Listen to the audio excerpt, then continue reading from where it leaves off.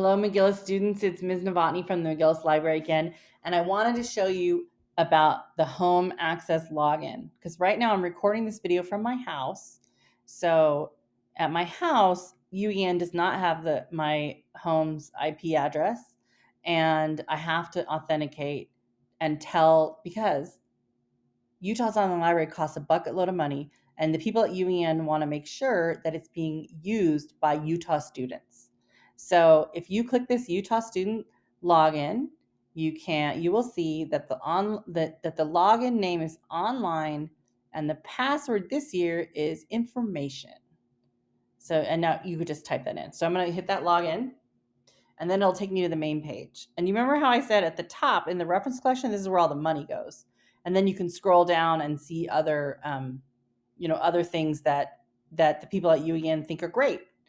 And then, do you remember I told you that if you're logged in, you can see the password. So if you're at school and you think, oh, I got to do some homework tonight on Utah's Online Library, what is that password again? You can actually just log in from school, and then you can see that this is the current login. Okay, so we're going to scroll back up. So there's a bunch of giant names in databases, and Culturegrams is a ProQuest database. That's the company that makes it. But two of the biggest names are EBSCO and Gale. And EBSCO is so ginormous that actually it was a source of a censorship attempt in the fall of 2018, where some people tried to convince the UEN board to stop letting kids use it because they could find dangerous information on there. And I think if you can find dangerous information on EBSCO, I want to see it. Right, go for it. So because we're all about intellectual freedom, right? So but I don't think you can. I think it's just like normal information. But do you see how they broke it out in order to try to target these resources to their intended audience? They broke it out into different areas. So if you click the high school one, it's going to take you to the resources that are really most appropriate for doing like high school research. But if you see if you go to the middle school one, it's some of the same resources. So these are going to be the easier ones to use, and but I feel like the ones for our purpose are really in this high school. So I would like you to pause, and I would like you to divide into teams and take a peek at these and see what you think each one of these are for.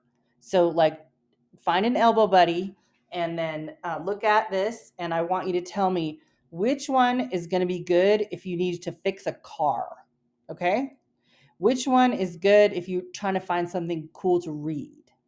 Which one is good if you are trying to learn more about an author, or if you need to find a particular poem?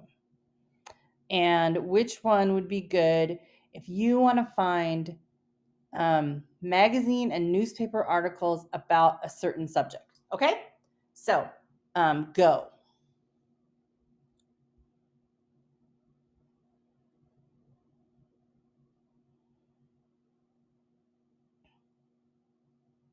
Okay, I'm going to assume you had time to do that.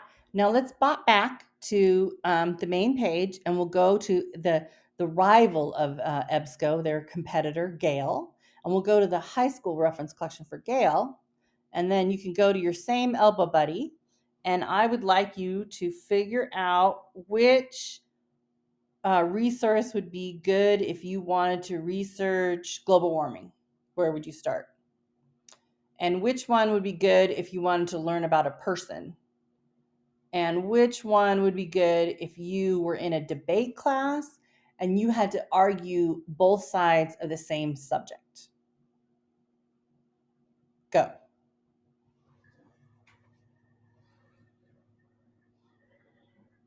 And I'm going to assume that was enough time. Okay, so I would like to just stop this. I'm going to conclude by just telling you that I miss you, and I hope you're reading lots of cool books while I'm away. And I also want you to think about how important it is to learn how to find really good quality information online.